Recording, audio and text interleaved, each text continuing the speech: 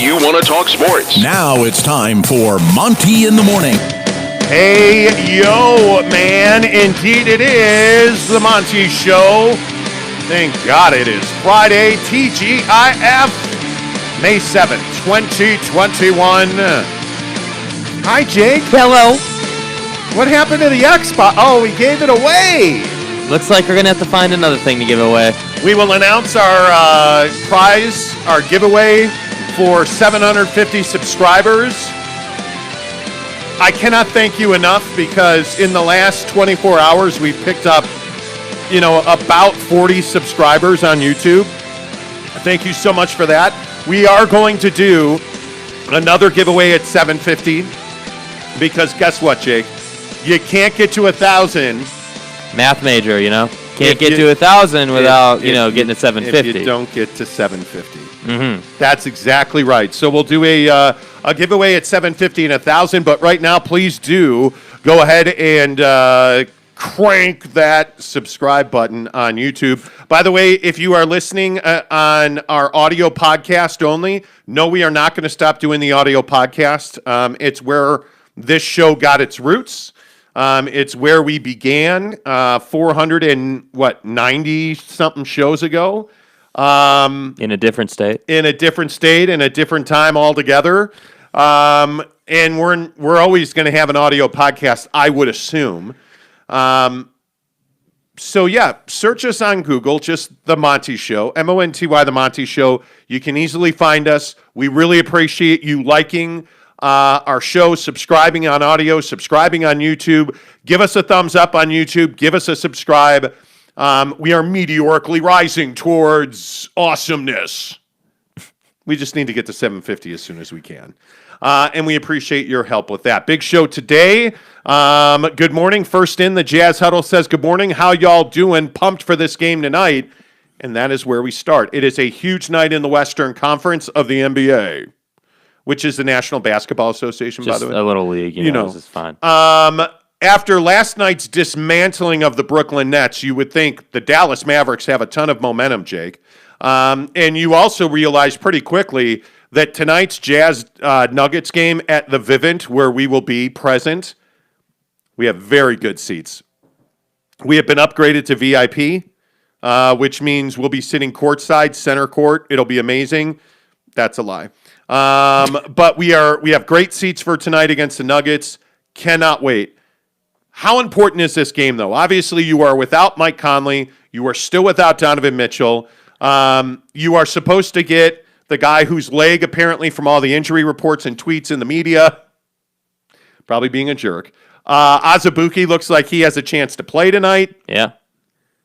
How important is this game? Is this a must-win for the Utah Jazz? Well, I think that must win is probably strong. You have a game lead. If you lose tonight, you're still tied. It's not like you've lost. It's not like you go down a game or anything like that. So, must win, probably not. But I think that it'd be great to win this game because I think that would build a lot of confidence in your secondary players that you're running out there right now. Yeah. And I think this is the kind of game, where we're like, yesterday we discussed how Jordan Clarkson went off against the Spurs. Tonight, I'd like to see him go off against the Nuggets. I'd like to see 30 out of Jordan Clarkson tonight. I don't want you to just give me 30 against the crappiest teams in the league. I want you to give me 30 against the best teams in the league because that's what they're going to need to win this game. And it goes without saying, too, that I think, this game is a benchmark for Rudy Gobert and Bojan Bogdanovic. Those 2 to 3 guys, they really need to perform tonight. And the reason I say for them it's important is because it goes without saying, you guys already know where I'm going with this. This is a premier matchup for Rudy Gobert against Nikola Jokic, the presumed MVP of this season. And if Rudy gives up 40 to Jokic, that's not going to be good, dude. That's not that we're going to talk all about that on Monday if that happens. Yeah, and it'll be interesting to see how you perform in this game. The expectation, and maybe this is over the top, I don't know. The expectation should not be that the Jazz are going to win this game. Okay. I think Denver's playing at an incredibly high level. If you've listened to this show at all, you probably know that we hold Denver, the Jazz, Phoenix, And I don't really know who else to hold in high regard in the Western Conference because, frankly, it's a night-to-night equation. Mm-hmm. But I think those three teams, I mean, obviously the Clippers have to be in the discussion, but you have three teams at the top of the Western Conference that are very good. My expectation tonight is that the Jazz don't lose by double digits. Mm-hmm. I think that would be an incredible performance out of this Jazz team. Without your two best players, whether Udoka Azubuike plays or not tonight, I think Rudy Gobert's got to have a good performance against, a guy in Nikola Jokic who's going to win the MVP in the NBA. I would like to see Rudy have a good defensive performance against him, which is to say, please don't allow him to score 40 points. Don't allow, and you tell me if I'm wrong about Jokic. Don't allow him to freely shoot threes. Yeah, I think if you're a Jazz fan tonight and you're watching this game, take this.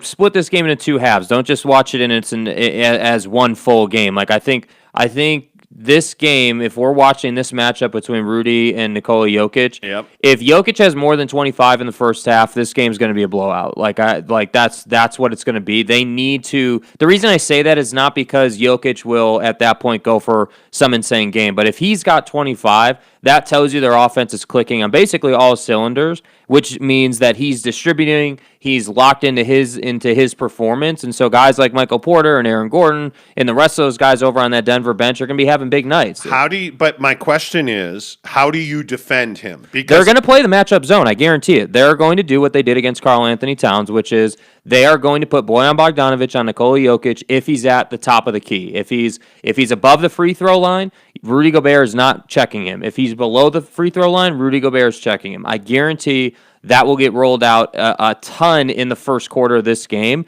The thing that I'm concerned about, though, is that when the Jazz tried to do this before against Karl Anthony Towns in that back-to-back with the Wolves, they didn't stay with it. They didn't execute it. Well, the first 10 minutes of the game, Cat didn't do a ton, but then they went away from it and he started producing. So I don't know if I don't know what that's going to look like, but I'm telling you guys that they will roll out that matchup zone tonight. It'll happen. Yeah, and I think it's pretty important that the Jazz establish some kind of defensive continuity and have a plan that they can execute.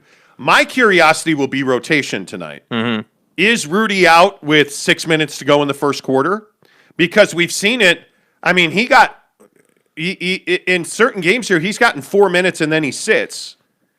Are the Nuggets, who I think have the ability to attack Rudy, are they going to attack him and try to get him in foul trouble?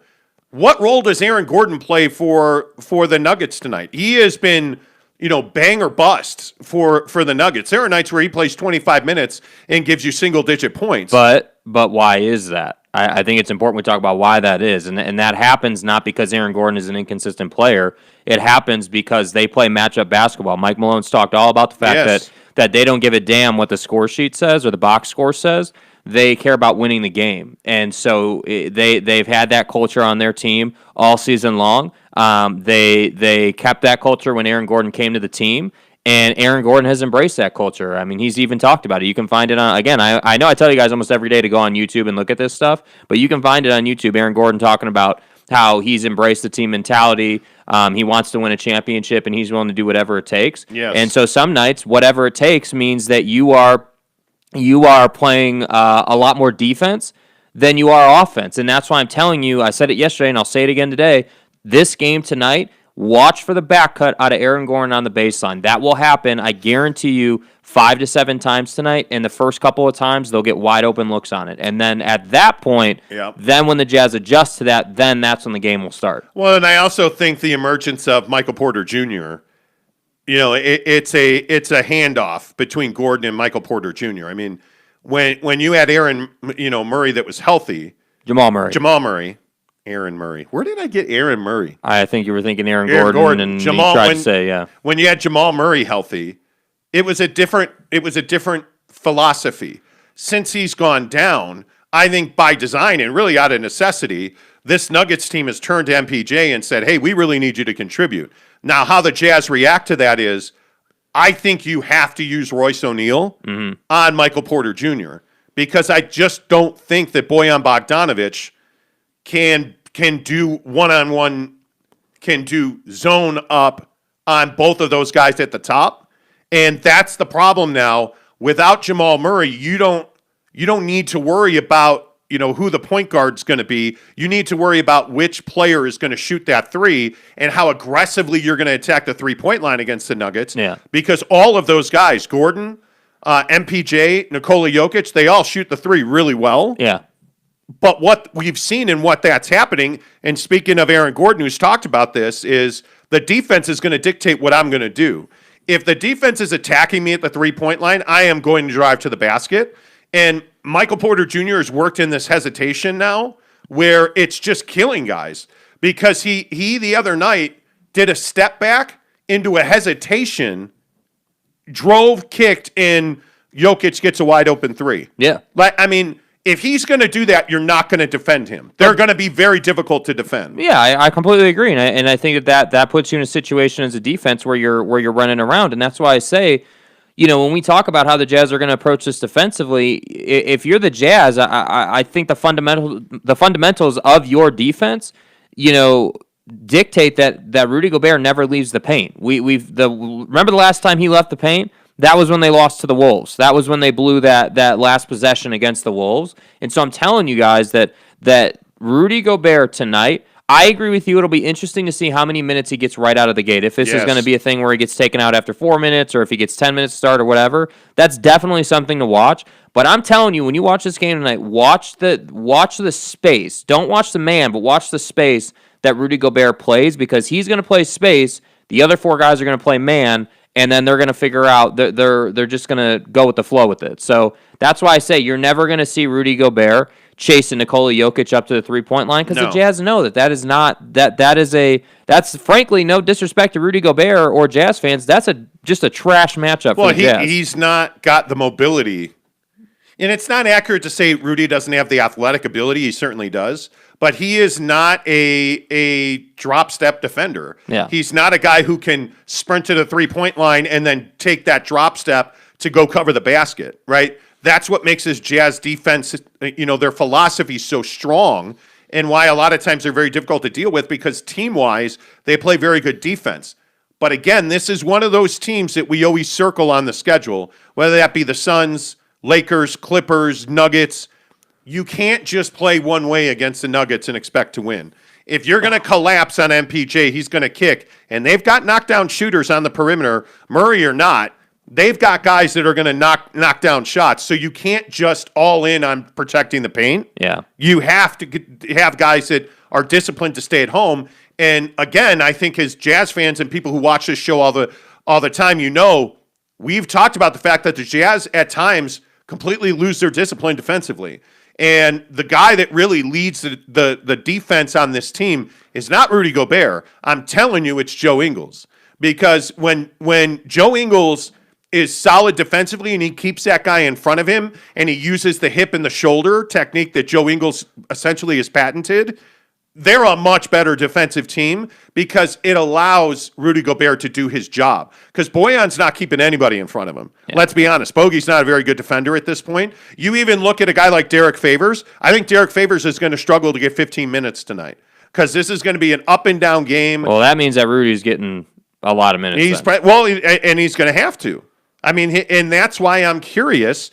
Do the Denver Nuggets attack the paint in the first quarter? And I think you have to. They're going to be all in the paint all night. I think this Denver Nuggets team, and you talk about this all the time. This is something that you've kind of you've established, and I think it's a great point that when the Jazz lose games, like in their losses, you'll notice that they lose the point in the paint battle. Yes. And I think that the Nuggets are a team that's uniquely set up to do that. Now that said, everything we've said about the Nuggets, on the flip side for the Jazz, this is a game where if you want to win this game, you can't have the night where you shoot 25% from three. You can't have you can't have the night where you start out 58% from three in the first quarter and then you gradually but steadily go down in percentage the rest of the game. That can't happen tonight because you're not going to get the easy transition buckets like you did against the Spurs. You're not going to get the wide open wing three from Joe Ingles in transition, 10 times tonight. You may get that once or twice, but you're not going to get those easy looks. And so that's why I say They have to shoot well tonight. And again, I'm telling you, Jordan Clarkson better show up tonight, because if he doesn't show up, I'm not sure. I don't really know what it looks like for them to win, because even if Jingles gives you 25, Bogey gives you 30, and Rudy gives you 20, that's not going to be enough to win the game. I mean, you're still falling short. So that's why I'm saying Jordan Clarkson's got to come out and ball tonight. Well, and I think it's interesting you also bring up the guards, because I think a lot of people have, kind of written off the guard position in Denver because Murray got hurt. But if you look at Campazzo and you look at Austin Rivers now, I mean, Rivers had his best game by far as a nug against the Knicks the other night in a game that, frankly, Denver controlled pretty easily. And a lot of it was guard shooting and the fact that Austin Rivers finally got loose. Now, the other thing that I think we know is that guards tend to get into the paint against the Jazz. So I just think this is going to be a very difficult night for the Jazz. I mean, this is one of those games where I can see it going either way, and I'm curious what Jazz fans think. Because I haven't read it yet, but I know that Will's already in. Will, here we go. Will wants to know if this is a Nuggets show or a Jazz show. Well, it's neither. It's an NBA show. When the NBA, in big moments, we talk all sports on this show. But that's a question that keeps coming up. Clearly you guys are. Yesterday alone, well, you guys are Laker fans. You guys are Suns fans. Pretty clearly, you guys are Suns fans. Come on. This is if you have not figured it out on this show by now, you probably won't. With all due respect, Will, this is a show where there's an open dialogue. Like, we talk all NBA. The difference is we're not Jazz fans. We're not going to give you, oh well, they did amazing in the draft with Trent Forrest and all these guys. We're not going to give you the sugar coated put the spotlight on the Jazz in a positive way. I just gave you guys a breakdown on the Nuggets, and then I just told you what the Jazz have to do to win the game. Yeah. It's really simple. So, I mean, it's not either way. Forgotten Soul says, why would you go to this game? The Jazz are going to lose. Yeah. Spot on, friend. Here's what's going to happen, Tonto. You're probably going to lose. The Jazz Huddle says, wouldn't say it's a must win, but if we win this game, I think it's sure thing we get the 1 seed. I agree with that. Yeah, I mean, if you win this game, that's kind of what I was alluding to earlier when I said that this gives you a lot of momentum. I think it builds the confidence of the second-tier player that's going to have to get some minutes tonight. I think it all but, yeah, you're right. It all but secures the 1 seed. I mean, I think they're already there. I mean, you're more confident in it than I am. Yes. It would. I do agree that it would take the right word is collapse. I try to use that word carefully in sports, but that's what it would take for them not to have the 1 seed at this point. Yeah, I mean, you'd have to. The Utah Jazz would have to go on a heck of a losing streak to lose the number 1 seed. Austin Parkin says, without Conley and Mitchell, the Jazz lose by double digits tonight. The Nuggets are still playing well despite their injuries, and the Jazz are only beating bad teams while Conley and Mitchell are out. See, I think that narrative is, I think it has some weight to it. The fact that the Jazz only beat up on bad teams. They struggled to beat the Raptors. Let's look at it this way. They don't struggle to beat bad teams. They struggle against a certain kind of team. Mm-hmm. Okay? And that certain kind of team is athletic guards and bigs that shoot threes. Mm-hmm. And by the way, that just happens to be a lot of teams. But you look at the formula and you look at the teams that they've struggled against, it's not a secret why they struggle against Charlotte.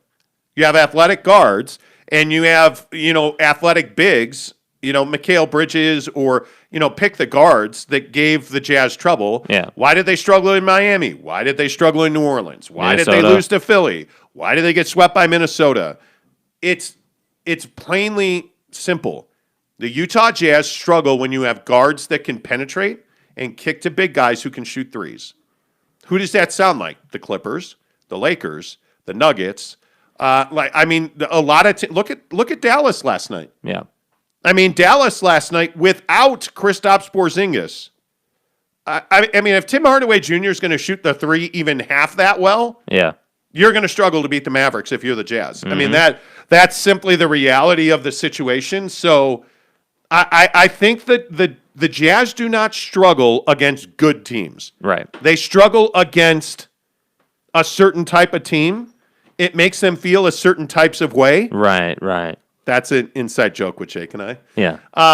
And I think that is the formula to beat them. If you have guards that are willing to get into Rudy's chest, you're going to have a very long night if you're the Utah Jazz. Aaron Gordon. Well, Aaron's a forward. Yeah, but he will have no fear. I mean, and again, I'll ask the same question that Tyler asked a minute ago. Does Rudy get dunked on tonight? I think there's potential, yeah. I do think there's potential. I think there is potential tonight. And I think that's, that's obviously Aaron Gordon or Michael Porter Jr. Probably more Aaron Gordon than Michael Porter, though. Yeah, I think, Michael Porter Jr. has found a nasty streak. I mean, there's no doubt about that. But anyway, my point is, if you look at the teams that the Jazz have recently lost to, the Suns and the Timberwolves, I mean, you have everybody on the Suns shoots a three. You have an athletic big in DeAndre Ayton that, frankly, was able to get to loose balls and win those tap ball situations. Those 50-50 balls went to the Suns. Yep. And you have long, athletic guys like, Mikal Bridges. You look at, again, Book had a big game. You look at those situations and you quickly realize that's why the Suns struggle. Or that's why the Jazz struggle against the Suns. So, here nor there. Let me read some more comments on the Jazz because I know a lot of you are in. James Knight says, I don't expect Jokic to have a big influence in the paint tonight. He'll just jack up threes. Well, I don't know, we'll man. See. I mean, he doesn't, the way he assists, the way Jokic distributes and facilitates for them, he doesn't often have a huge impact. I mean, you've seen him in recent weeks running the break. Finishing on the fast break. If that happens tonight, this will be ugly. So this concept is as old as the game of basketball, which is you got to knock down the outside shot, which will then make your defender respect that so you can go by him. And that will happen tonight. I agree with James that for Jokic, he's not just going to stand on the block and try to play physical with Rudy. That's not smart basketball. That plays into Rudy Gobert's favor, which is why you never see people doing it. What's going to happen is I'm guessing, and this is just a guess, but I wouldn't be surprised to see Jokic play at the very tippy top of the paint or right in the free throw circle area of the floor to try to get in between Gobert and whoever that guard is that's going to play him at the top of the key. And I think the mission is, okay, let's try to get Rudy Gobert to come up a little bit so then we can start getting the back cut or just cuts from the wing inside. Because that if you watch the Nuggets, you'll see that Jokic is a phenomenal passer and he's smart. He understands what to look for and what the situation dictates. Like where should the ball be based on where I am and who should be open based on where I am. And so I think with that in mind, I'm telling you, you're going to see that's what makes Jokic special as a player. It's not just that he can shoot at a high percentage or that he can finish at the rim. He's a smart player. He understands what he's got to do to have success. Yeah, and I think that you have a situation where you're playing a team and a guy specifically in Jokic who you can't give him space, whether that's on the block or whether that's at the three. And I'm curious if Rudy can guard top and bottom tonight. Like that's going to be I don't think so. A real question. I really don't think so. I think what you're going to see when Rudy Gobert's in the game, honestly, like I think you're going to see that they are going to go to, what I like to call a matchup zone or sort of like a hybrid zone. A box and one kind of setup where you've got Rudy basically just patrolling the paint. You've got two guys. You've got a guy in either corner matching up. You've got one guy in the wing, and then you've got your fifth guy on Jokic. Yes. And then if Jokic decides to drive, the top defender will let him go, and Rudy will take him. I mean, that's what it is. Yeah, I'm really looking forward to it. I think that if the Jazz can figure out how to take Jokic's space away, I think that's a proven formula to make his life difficult. Yeah. Because it's much more difficult to make passes and shoot threes and get by a defender when he's in your jock. But it's also very dangerous to try and take his space away because it's very difficult to do.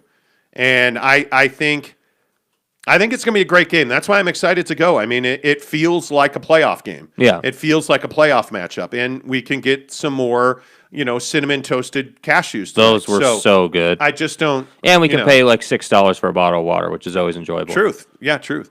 By the way, I should say that if you haven't been to an NBA event, specifically Jazz, Lakers, if you haven't been to an NBA venue this season, now that fans are allowed back in, go. I mean, especially if you're vaccinated. I'm fully vaccinated. Jake's fully vaccinated. Go. It is the Jazz did such a good job the other night of creating space and creating an atmosphere of enjoyment and entertainment. You had the ushers walking around, making sure that people were properly, covering their nose and mouth with their mask, and they allow you to take your mask off while you're eating. But I mean, the lady was patrolling, and a guy had put his drink down and didn't put his mask back on, and she was there probably within a minute. Yeah. And he apologized, so fans are behaving like.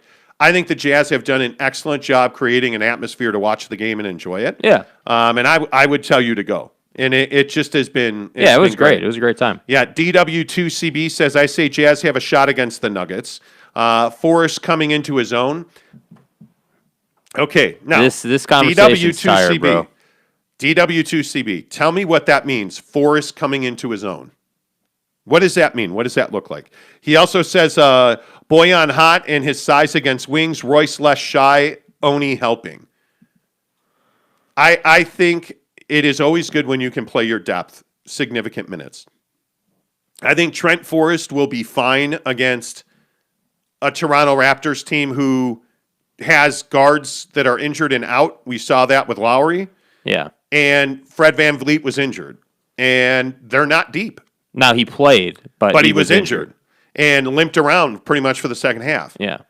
I'm curious, what does Forrest give you tonight? I mean, I would love to see him shoot more freely from three. I'd love to see him get into double digits, 10 points, maybe. Yeah. Something like that, 10, 12 points, couple assists. It's interesting. Athletically, he should be fine against Campazzo if that matchup ever comes into play. I mean, if it's Forrest versus Austin Rivers, I don't love that so much. I think Austin Rivers is just a better player. No, Mick says he's been to 3 Mavericks games and it's been lovely. Yeah. It has been nice to be back out a little bit. It's nice. Yeah. Like, I would not suggest it if you're not vaccinated. I mean, I think you have to be really, obviously I'm a big believer in taking care of yourself, but also taking care of others. Brax12 says the biggest weakness on defense for the Jazz is the pick and roll, which is kind of ironic considering they run it most. Harden to Capella, Jamal to Jokic.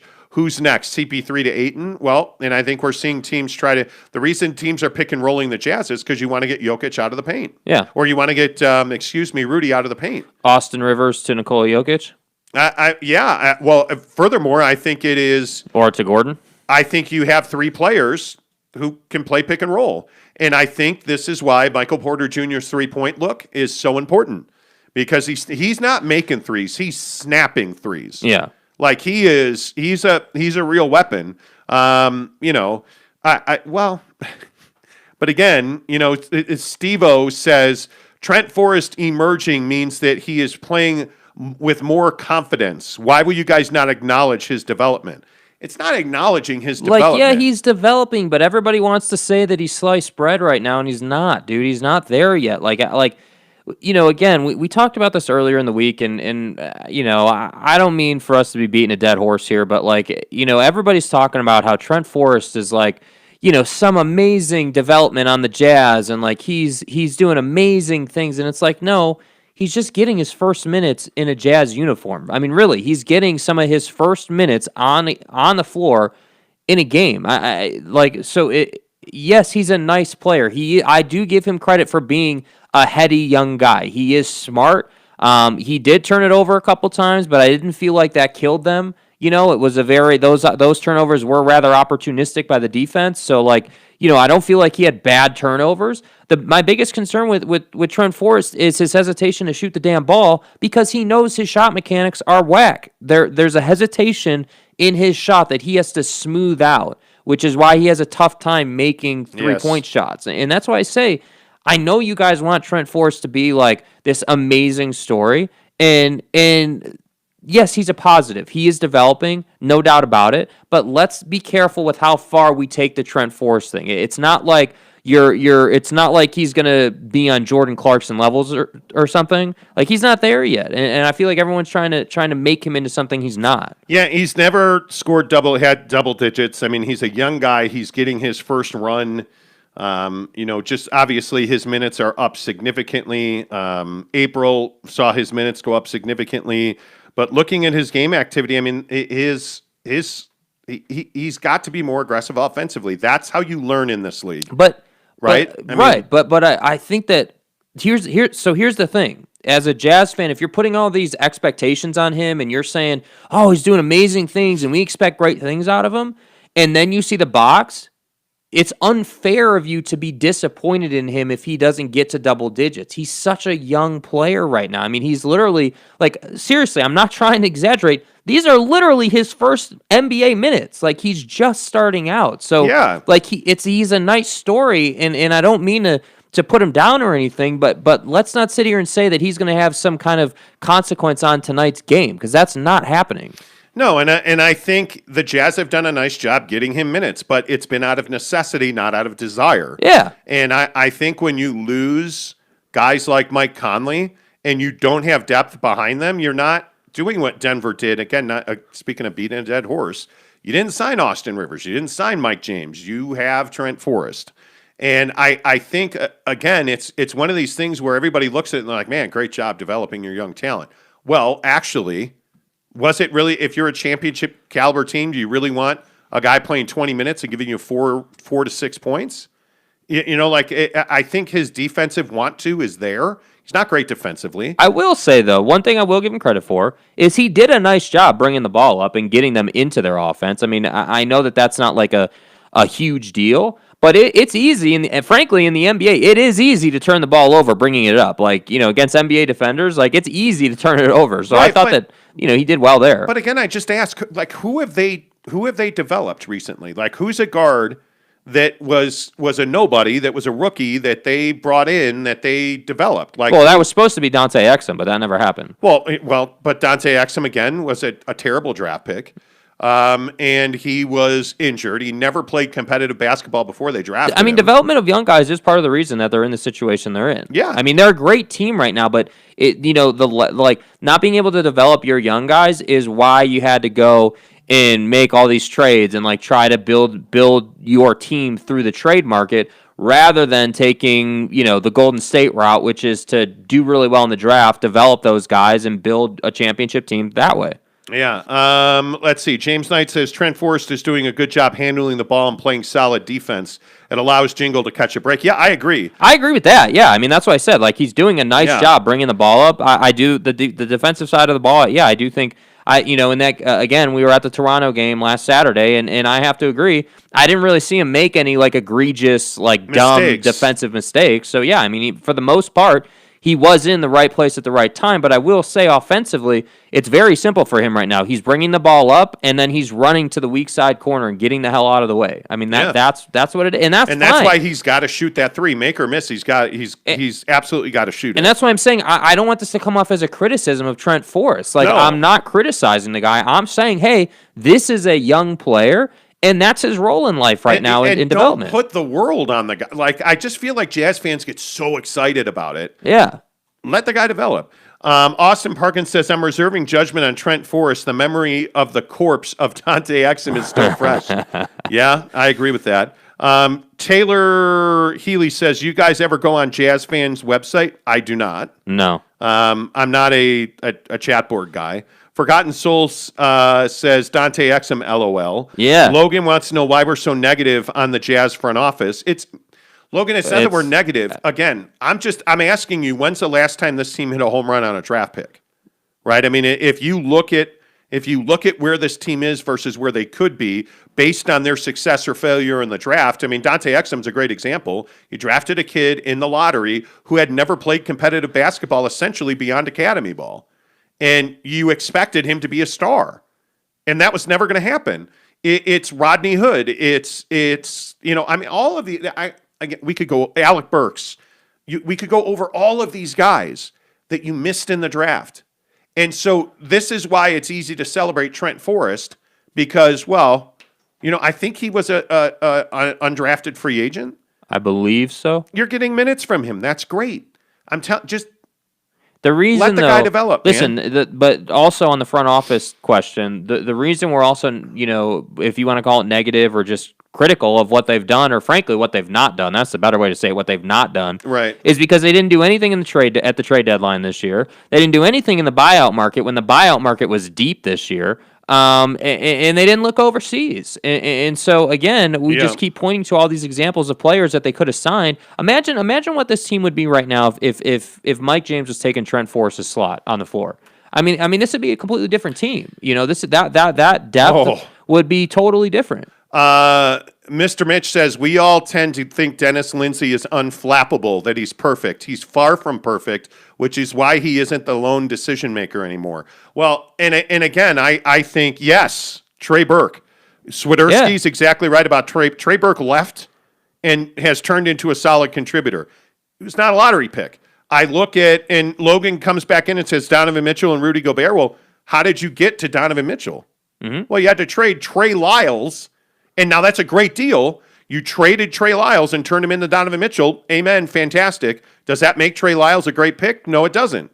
But it means that Donovan Mitchell is a solid contributor for you. Donovan Mitchell, the best way to talk about the Donovan Mitchell situation is the Jazz front office did a really nice job taking a pile of crap and turning it into a diamond. That's what they did there. They took a pile of players that they knew that they missed on. They moved those players for a guy that they knew that they could build around. And they deserve credit for that. But our point more is just that we should never have to move a pile of crappy players that we picked up in the draft. You shouldn't be in that position. Those players that you drafted should be on the floor for you. It should be like Gordon Hayward should never have been a Boston Celtic. He shouldn't be in Charlotte. Like Gordon Hayward should have been the guy that you built this organization around. I mean, imagine what it would be, what this team would be if you had Rudy, Donovan, and Gordon Hayward. Those three. What does that look like? Like that, we're talking about a completely different team here. Yeah, I think it is. I mean, Rudy's an interesting example. Again, he was a guy that you traded for on draft night. I think he was drafted by the Mavericks, Nuggets, somebody like that. You traded for him back in the day. And what I would say is, hey, that's great. You've developed Rudy Gobert into the Defensive Player of the Year multiple times. Great. I take nothing away from you for Rudy Gobert. The issue is you've missed on a myriad of others. And if you look at the guys you drafted who are not here anymore, I mean, you had a huge investment in time, development, and money in Gordon. Yeah. I think you look at Alec Burks. I think you look at Enes Kanter. I think you look at Rodney Hood, Dante Exum. Like the list is long of missed draft picks. That's my point. Now, have they done well in acquiring guys like Bojan Bogdanovic, acquiring Mike Conley, building depth in this team and Royce O'Neal and Jordan Clarkson and yeah, absolutely. And they deserve credit for free agency, no doubt. Acquiring talent is what this team does well. Scouting is not what they do well, though. But you acquire talent well, unless you need it and you don't do anything in the buyout and trade market. That's why I'm saying, and I think it was Logan or my point, Logan, is that we are not. I believe we are truth tellers on this show, plain and simple. And if you look at that, we've said this about the Lakers front office. I say it all the time about the Chicago Bulls, the New York Knicks. There are so many big market teams that are terrible in their front office. I don't think the Jazz are terrible in their front office. They're good when they should be great. And that's the difference between good and great. Logan also says, LOL, Gordon Hayward. Well, but think about it this way. When Gordon Hayward left here, it was a tragedy. Yeah. I mean, fans were upset. The blog leak early. How many Jazz fans celebrated him breaking his ankle? Mm-hmm. I mean, that's to the point where Jazz fans are with Gordon Hayward. Has he done much since he left Utah? Not really. Not really. Should he ever have been allowed to leave Utah? No, he should not have. Gordon Hayward should still be a Jazz man. Yeah. Yeah. I mean, he should still be here. It's that simple. Have things worked out without him? Yeah. Well, sort of. I mean, you've gone out. I don't know. Did you get to the NBA Finals this year? Well, you haven't. By the way, speaking of the NBA Finals, how about the NBA on TNT? Here's an interesting question for you. By the way, give us a thumbs up. Make sure you give us a subscribe. Appreciate you guys being here every day. Ernie Johnson, the legendary voice of the NBA on TNT, had an interesting conversation in what seems to be, as Jake pointed out in our pre-show behind-the-scenes meeting, not on the radio. Jake said that the NBA on TNT seems to have a fascination with the Utah Jazz. And Ernie Johnson continued that. All right, we got Charles in Denver. over the Lakers. We got Kenny saying Portland not in the play-in, and that the Lakers without LeBron will be in the play-in. Shaq says Dallas will avoid the play-in. And me, Utah is going to the finals. Oh! That's big right there. Okay. Drop the mic. Are the Utah Jazz going to the NBA Finals? I think they have a great shot. I think this is probably their best shot. My biggest concern is who's going to step up next to Donovan Mitchell. And if Ernie Johnson is to be proven right, they're going to have a battle of a lifetime on their hands because they're going to look at this Nuggets team tonight in the playoffs. You're probably going to have to go through the Suns. Either the Lakers or the Clippers, although I just don't see it with the Lakers this year. Anthony Davis injured again, left the game last night. They got blown out by the Clips. We get it.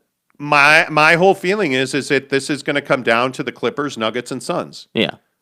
And the matchup that the Jazz wind up in is going to be all-knowing, all-telling. And that's why they need home court advantage throughout, because nobody's coming here and winning 4 games. Yeah, man, I'm just going to keep saying it. I really, really hope that when Donovan Mitchell comes back that he is 100% and there's no reservations, there's no hesitancy, there's no, hey, I gotta be load managed coming back. Like, I hope that they just say, hey, he's healthy, let's cut him loose. Let's just let him play basketball. That's what this team desperately needs, that infusion of energy back on the floor. And I just think that, frankly, man, like this team, 100% healthy Jazz team, they can take out anybody. I mean, that's just the truth of the matter. The problem the problem is not that they can't beat anybody. The problem is that sometimes they just lose themselves in the middle of these games. And that's why I say maybe Donovan Mitchell getting hurt will be a blessing in disguise, because when he comes back, which is allegedly next week. Allegedly. Don't know if that's going to happen or not, but allegedly it's next week.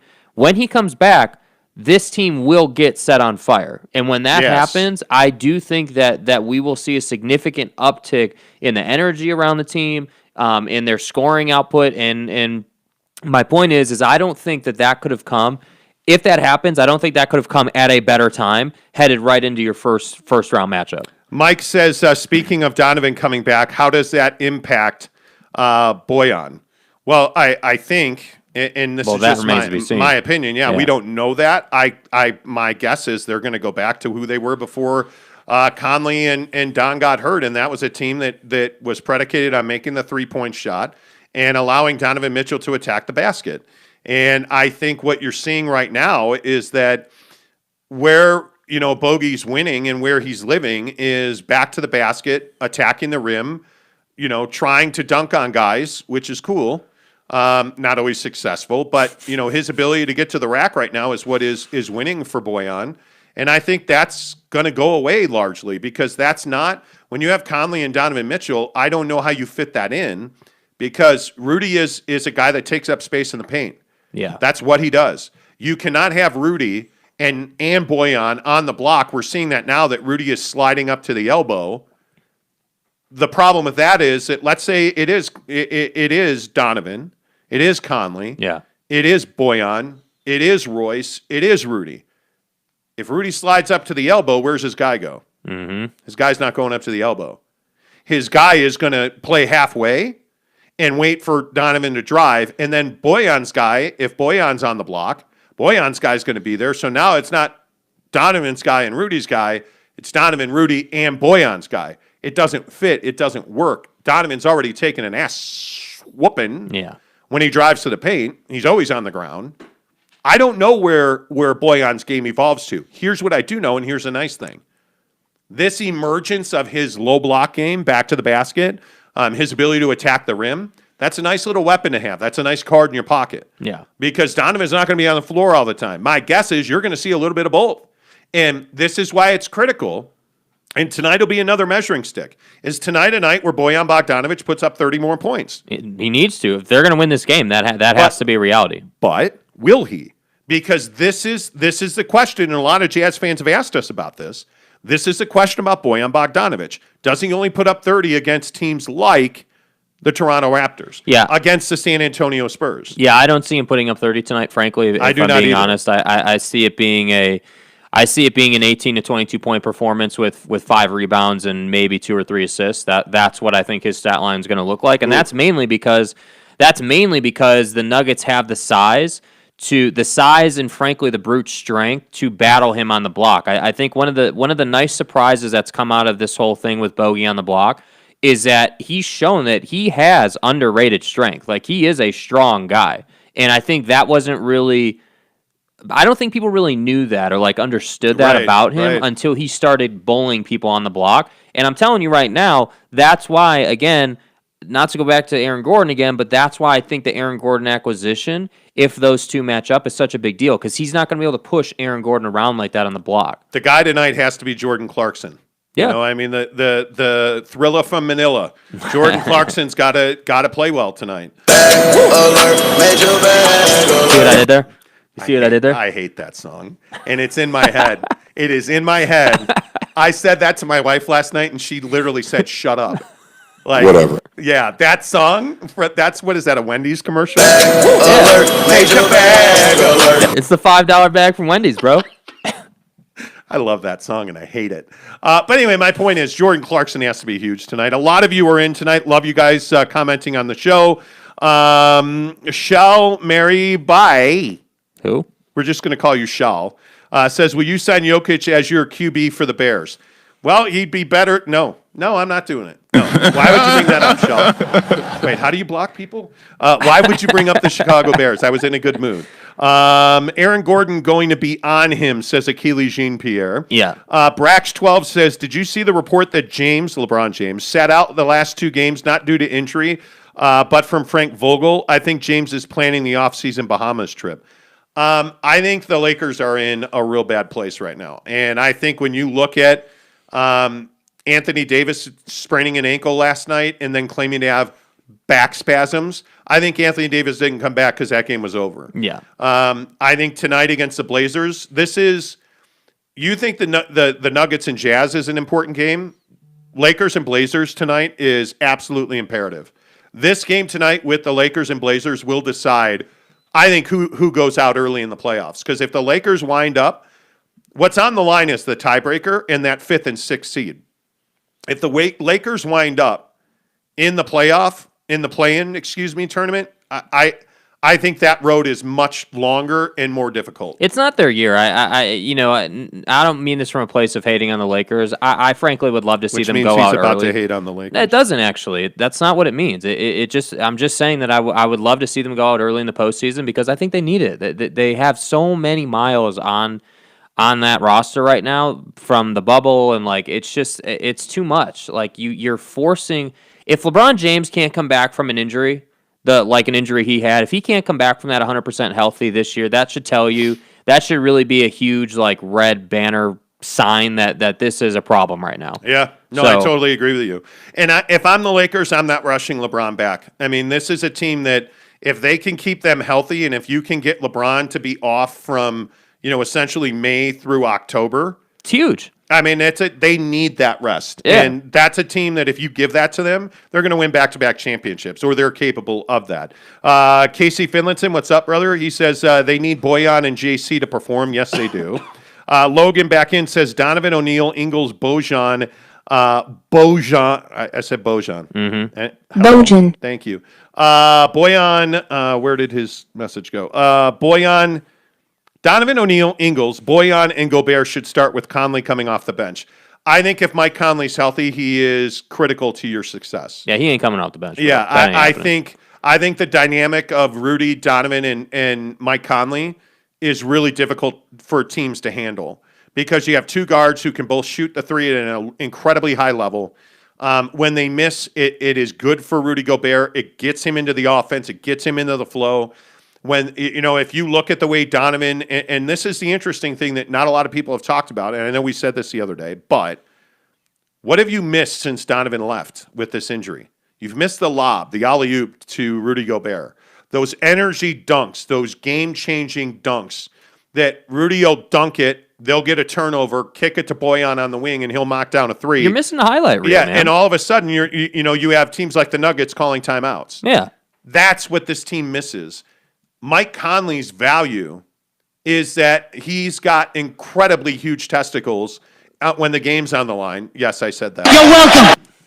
Try to make your day, friends. And he'll shoot that game-winning shot. Now, last year it didn't go in, and frankly, please give the ball to Donovan.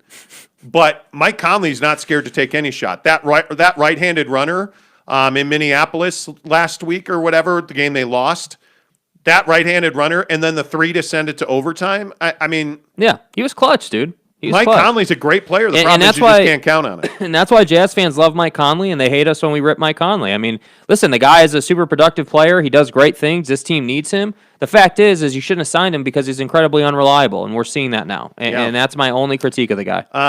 Louis Diaz says, there's a lot of messages. I really appreciate you guys. Louis Diaz says, I love your show because you're objective and not just loving in fantasy about the Jazz. If everything falls, the Lakers lose in the play-in and Utah will beat Golden State or the Grizzlies for the second round, then we can beat Dallas or Portland. Western Conference Finals against the Clippers. I think Dallas is a scary matchup. I think Dallas is a scary matchup. Yeah. They're not playing Kristaps Porzingis. Ow, my knee hurts. He's got this sore knee, Kristaps Porzingis. My wife's got knee pain, and she's freaking out because I just said that. But only weak people have knee pain. By the way, I don't have an ACL in my left knee. Anyway, the point is, listen here, friends. Kristaps Porzingis has a sore knee. He's not playing, and look what they did to Brooklyn. Now, Kevin Durant couldn't hit water from the boat in the second half last night, and Kyrie, well, shocker, he doesn't pass.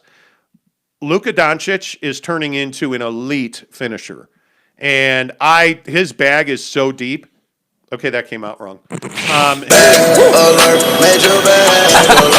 My point is that Luka Doncic has a bunch of tricks in his pocket. There, I'm not going to say BAG again.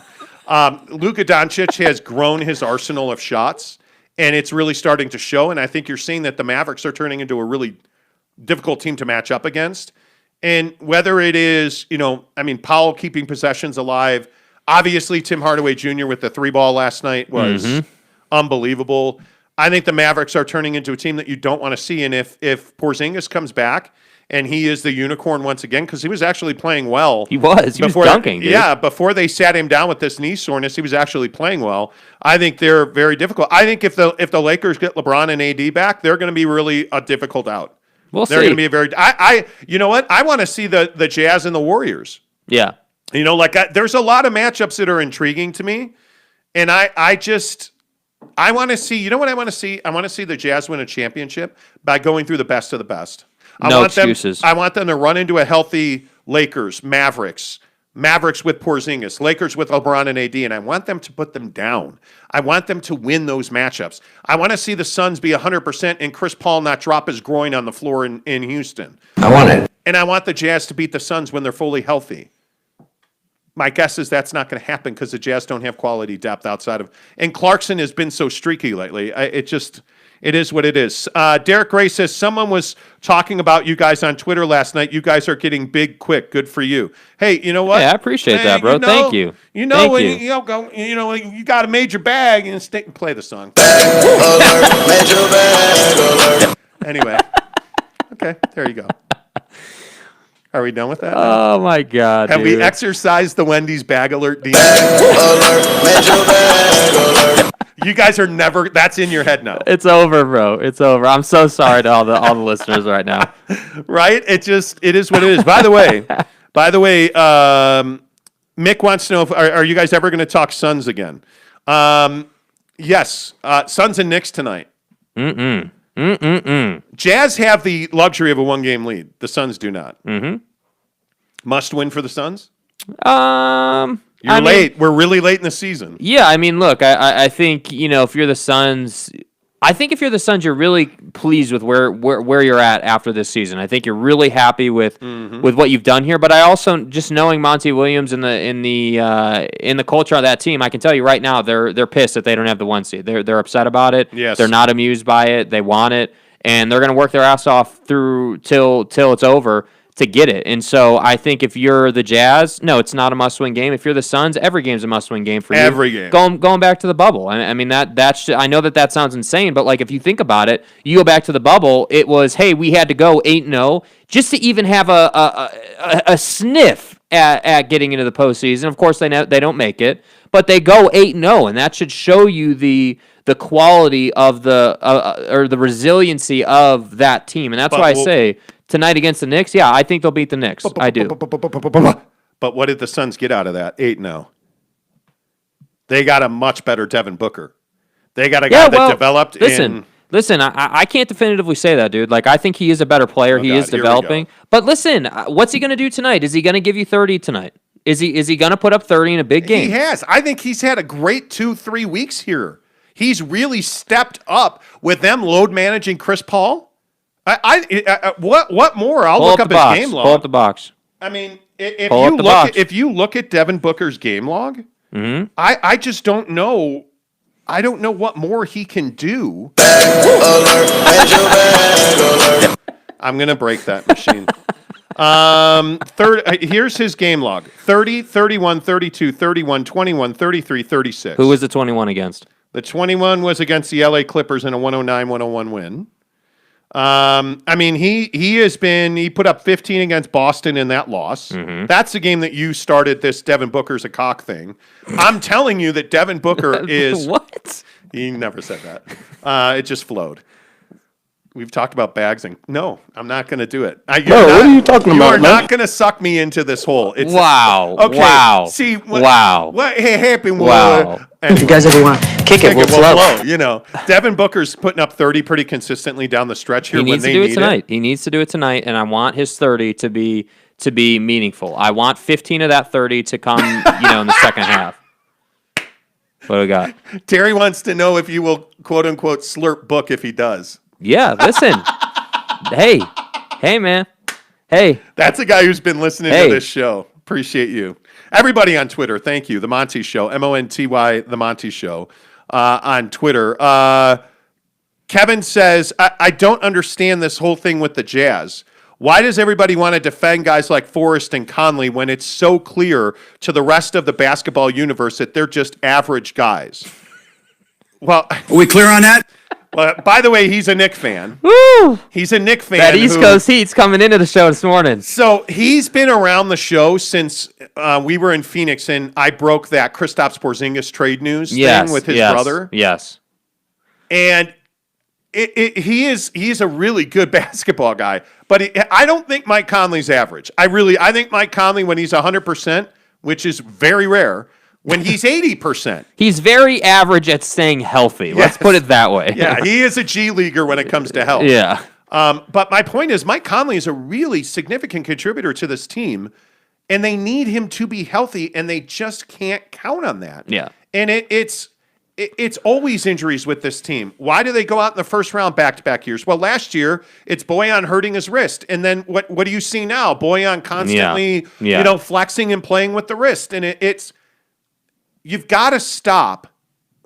You've got to stop with these injury-filled guys. Don't be emotional. Bill Belichick needs to be the general manager of the Jazz because he isn't emotionally attached to guys. Mm-hmm. This is, again, not to keep going back to Gordon, but why were you so upset when Gordon Hayward left? Well, you should be upset what happened when he was a restricted free agent. You let him go visit San Antonio.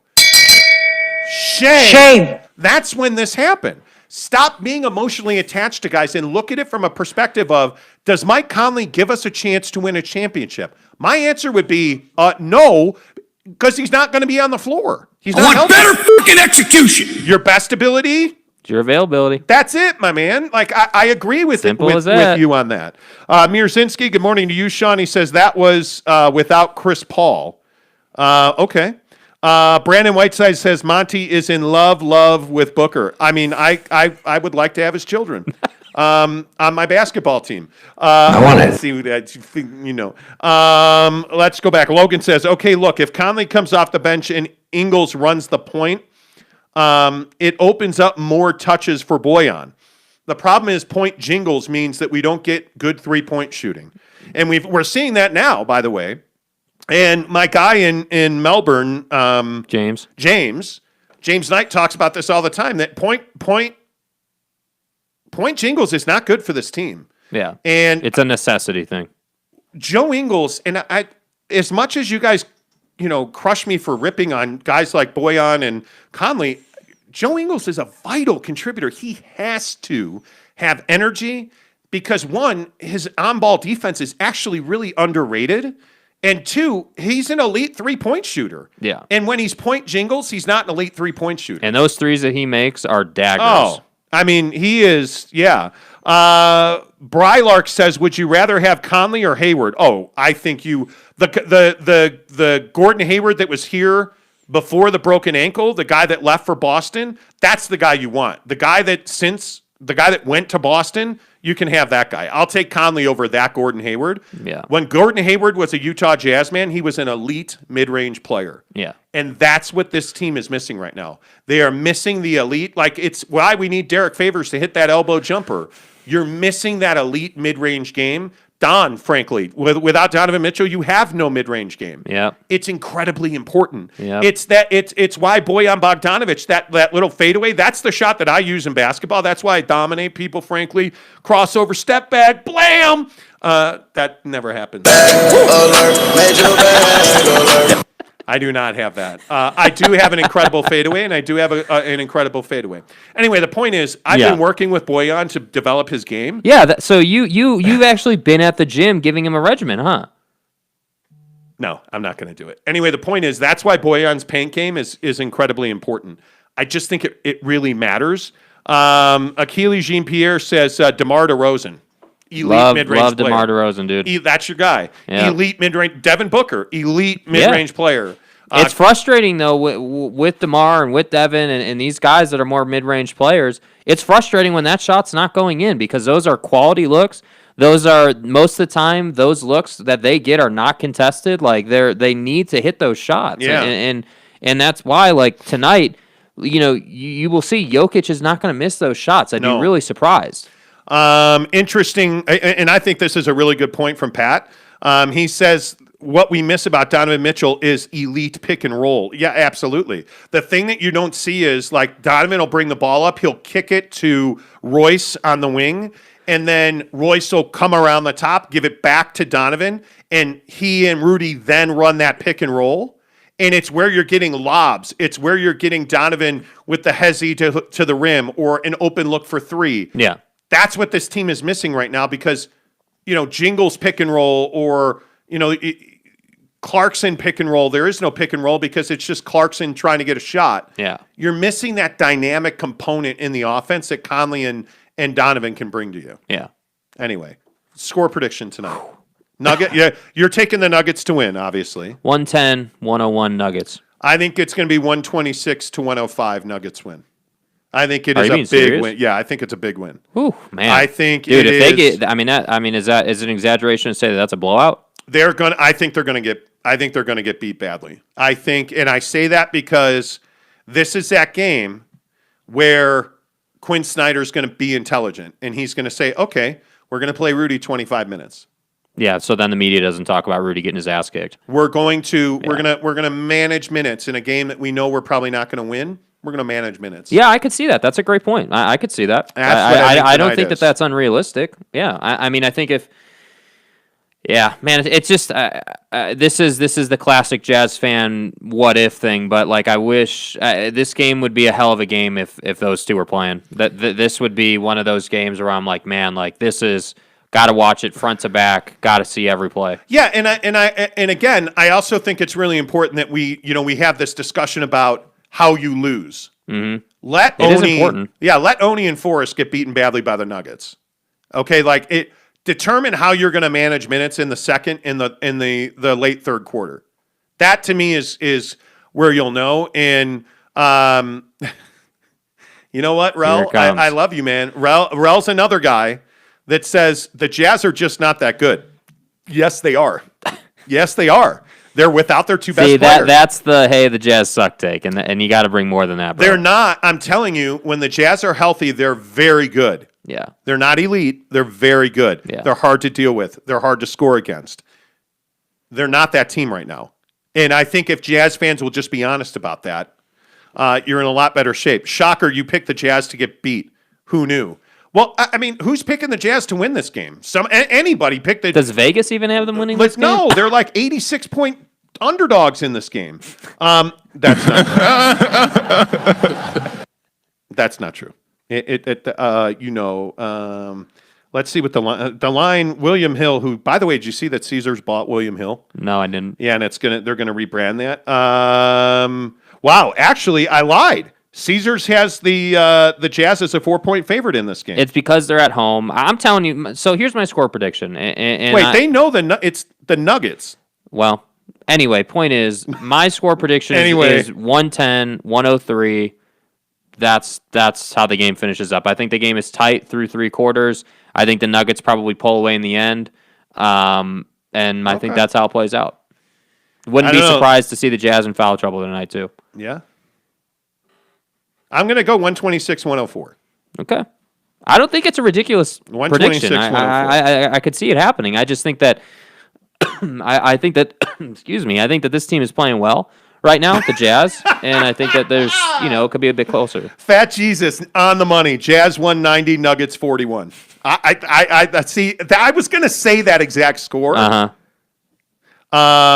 Sherwood says Jazz routinely suck against the Nuggets. Yeah. You ain't wrong. Logan says we going to make 20-plus threes. Logan, if they make 20-plus threes, I will buy you lunch. I don't know. Remember what happened last time we did a score prediction on this show? You nailed it. I mean, they got blown out by the Suns. 126-104. Okay. All right, let's switch gears because we are way late. By the way, 6 minutes until a big Jordan drop on the Sneakers app. Are you in on this or are you not? Yeah, I guess. I mean, yeah, it's an 11 low. It's an 11 low on the Sneakers app. If you don't know the Sneakers app, download the Sneakers app. Get the Sneakers app. It is. Just warning you now, I don't want to hear people saying that we caused you not to be able to pay your rent because you wanted all these shoes. Just saying. Yeah, I mean, put a card on file. That's the drop today is the Legend Blue Jordan 11 low. It is a clean shoe. I will say that. I mean, it is beautiful. But you know what? There's a lot of shoes that, like this Air Jordan 5 low that's a week from today, the black one. Yeah, it's the Wings program, bro. It's the one I want is the Air Jordan 1 Shadow. That's the one I want. James Knight says Ilya Silva could play more minutes tonight. Will play more minutes. Yeah, he'll tonight. play minutes. I don't think there's any doubt. Louis Diaz says Jazz will win this game in 10 or more, guaranteed. What are you going to guarantee it with? You going to put up some collateral or what? James Knight is putting up a keg of 4X gold from what I understand. A keg? Really? Just FedEx it over. Bro, here. James, what is shipping like that like coming from Australia, bro? I mean, are we, what are we talking about here? It's a lie. I made that up. Akili G. Pierre says the game plan will be to get Boyan in foul trouble and Gordon post-ups. That's how the Nuggets got R.J. Barrett last game. Yeah, and that's excellent strategy, sir. And it is, but that's why I said Aaron Gordon doesn't have to score 100 points for this team to win. He doesn't have to score 20 points for them to win. He needs to impact the game, and he has become a passer because you have to double him. There's nobody on the Jazz that can handle Aaron Gordon one-on-one in the post. I mean, your options are Derek Favors. That's not going to happen. Yeah. Bogdanovich, he's probably on Gobert. Jingles. But you're not going to see. So you're not going to see Aaron Gordon playing on the block though. Like I think with Rudy there, you're not going to see that a lot. I think what you're going to see is they're going to get him the ball on the wing and he's going to operate from that. And I think if that's why the comment earlier, hey, is Rudy going to get posterized tonight? I could see that happening with a Aaron Gordon, boy on switch on the wing. James Knight said, "Hit the music, Jake." LOL, because he ain't sending a keg, right? He just whatever. Whatever. I'm fine with it. Real quick, I'm going to talk about the Bayou Bar in Salt Lake City before we get out of here. Make sure you give us a thumbs up on this show, please. And a subscribe if you are not a subscriber to the show, please. We are building to 750. We just gave away an Xbox S Series on this show yesterday. By the way, yes. I mean, we got more coming. Just saying. 750. The plan for 750, which we're trying to announce next week, but it's a matter of a certain product availability. We will try to announce that next week. I will tell you our clothing brand will be involved in that. Mm-hmm. We are going to give away a piece of our clothing, that our brand that's coming. But we picked up 32 subscribers, excuse me. Damn, man. 32 yesterday, which is good for us. I mean, that's a big day for us. We've only been on this platform a couple of months, so let's go. But anyway, my point is, 750 is going to be a big giveaway. Big giveaway. So make sure you hit subscribe. Everybody who subscribes, everybody who is subscribed currently, you're all going to be entered to win a major prize pack on the show when we get to 750, because you can't get to 1,000 without 750. Yeah. Real quick before we get out of here today, by the way, it's 2 minutes until that draw opens. I got it open, ready to go, man. I should get off of Wi-Fi. By the way, tip, get off of Wi-Fi. Yeah, seriously. Get off of Wi-Fi. Let me get on my 1 bar of service on Verizon here. Yeah, I agree. So the Bayou Bar in Salt Lake City is going to reopen their restaurant. And everybody was really happy about that. They've been closed for over a year, and they've been doing takeout and takeaway beer. They announced that they're going to reopen their bar, and people are like, yay! And then they announced, but to get in and dine in, eat our food in-house, you're going to have a vaccination card. Whoever came up with that shit need to be fired. Well, a lot of people agreed with you, LeBron. But what was amazing is I love the way that people did this. And if you don't know the story, the Bayou Bar in Salt Lake City, great bar, great food, great beer. It's a great joint, right? They announced this, got to have a vaccination card. And everybody starts calling them. Ring, ring, hello, hey, blow me, your vaccination card's a joke. Like they just, you're violating HIPAA laws. Well, excuse me, Dick, but actually HIPAA laws don't apply to bars. That's, releasing medical information from a medical institution, or like in the case of the Utah Utes or college football, you can't release why a guy's hurt or is, okay, that's HIPAA laws. It's a bar. They're asking you to prove that you're vaccinated. HIPAA doesn't qualify. State of Utah has said that. Oh, it's my First Amendment rights to free speech. Well, we're not trying to restrict your speech, sir. We just want to know you're vaccinated. Oh, it's against my constitutionality. Actually, the Attorney General of Utah said they have no jurisdiction over whether a bar who can refuse service to anybody for any reason can restrict you from eating there without a vaccination card. The code and the license and your mom and all this stuff. Turns out that the bar has the absolute right under law to refuse service to anybody for any reason. It's called shirt, shoes, no service. Remember that whole thing? And they're saying, hey, no shirt, no shoes, no vaccination card, you can't come in. And so they've been getting calls. Now, the owner of the bar, the draw is open now. Yep. The draw is open. Ooh, it's not a draw. It's just a buy. Just a straight up sons buy. of biscuits. I'm going in. I'm going in. I'm going in. I'm going to lose. We all know we're going to lose this. Let's just be honest. Mm-hmm. All right. You're in line. Okay, we'll see. That means I'm going to lose. Anyway, the point is, why is this such a problem? They've been tracking their phone calls, and it's not from Salt Lake City. It's around the country. They're mentioned in Facebook groups. They're mentioned in ultra-conservative right-wing Facebook groups. Here's this bar. Call this number. Why is this such a problem? Because I think that everybody likes to turn these stories into the end of the world, and they like to all the Fox News and all the people that are on that side of the conversation, they just like to turn it into some huge deal when really you're wasting your time. I always, every time this comes up, I always say, why go get the vaccine, get your card, and forget about it. You don't have to worry about it anymore. Why is it that you want to waste your time and get all fired up and put all this energy into it when you could just get the vaccine, get the card, go have your beer? Really easy. Here's why. Tucker Carlson again under fire. He lost two more sponsors yesterday because he said that 30 people a day are dying in this country after getting the vaccine. Idiot. And there's no proof of that, and there's no stat It's to back untrue, that up. dude. It's just not. And so that's why Tucker Carlson is the voice of conservative politics and the conservative movement in this country. Yeah. And when he says on Fox News 30 people every day die once they get the vaccine, people believe that. And it's just not true. It is incredible to me that there's so much misinformation about something that's life or death. You would think that the government would be able to, CDC, the Center for Disease Control, would be able to say, okay, this vaccine's good, go and take it, go about your life. Mm-hmm. They release these new restrictions where they say, hey, if you're outside and you're vaccinated, you don't need to wear a mask. If you're in a restaurant and everybody's vaccinated, you don't need to wear a mask. And people are like, oh, Anthony Fauci's an idiot.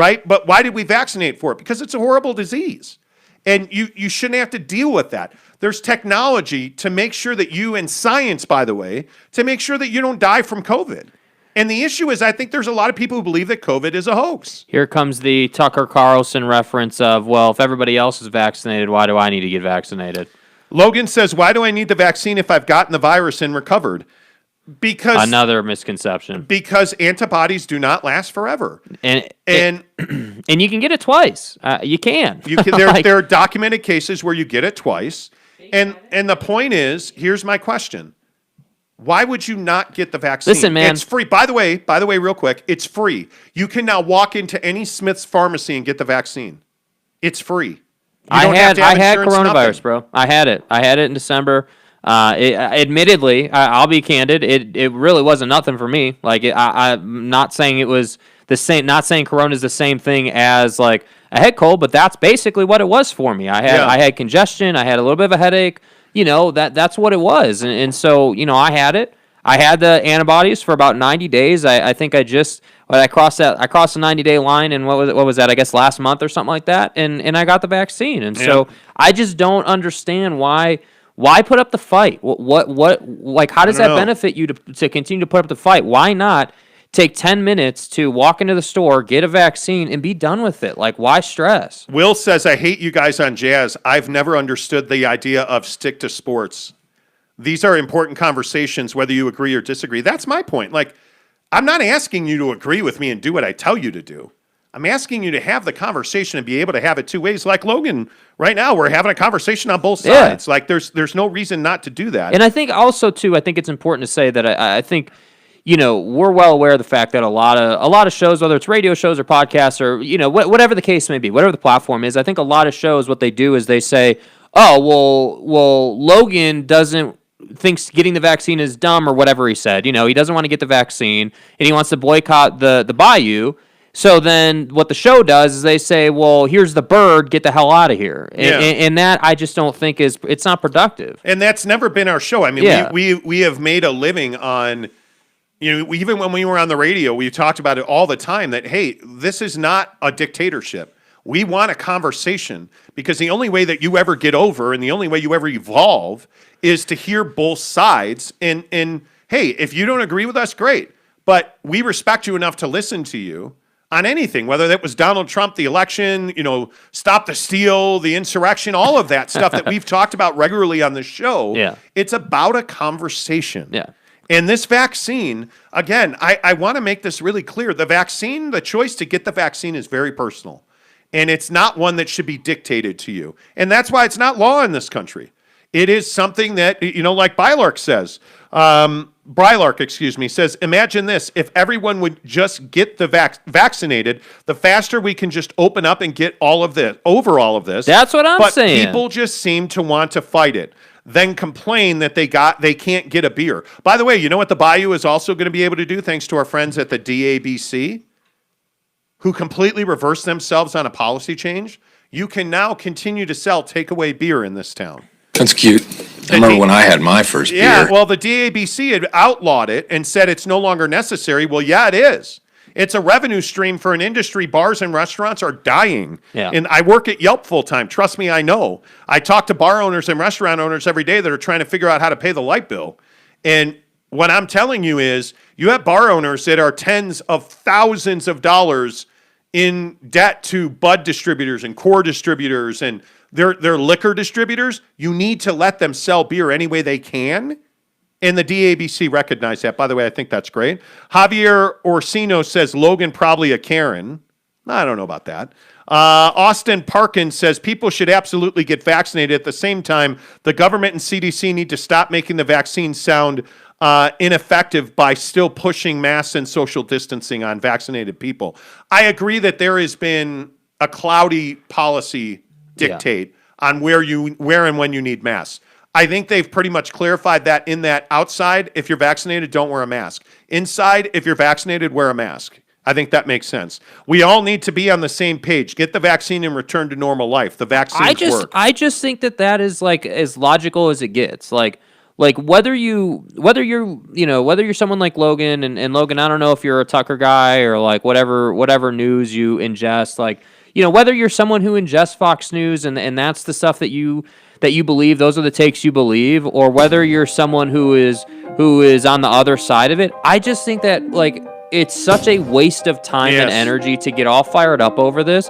Get the vaccine. Let's get past it and get back to what we were doing. Yeah, and Giggity makes a great point. Anti-vaxxers need to be reminded that even Trump got the vaccine. Yeah. In secret. Your boy got the vaccine. The last day he was in office. Yeah. I mean, that to me is very telling. Logan also says 3s, 4s, and 5s and 8s are sweet. We have them all. Yeah. We do. Thank you so much. Huge show today, as always. Make sure you hit that subscribe button. Bolting the 750, where we're going to have an awesome giveaway. I cannot wait to tell you about it. Make sure you give us a thumbs up. Give us a subscribe. Until Monday, Jake, say Jazz win by 39,000 tonight. Nuggets 110, Jazz 102. I'll see you all Monday. Nuggets 126, Jazz 104. Get vaccinated and wear Jordan 1 lows. Have a nice weekend. Thank you. Bye-bye.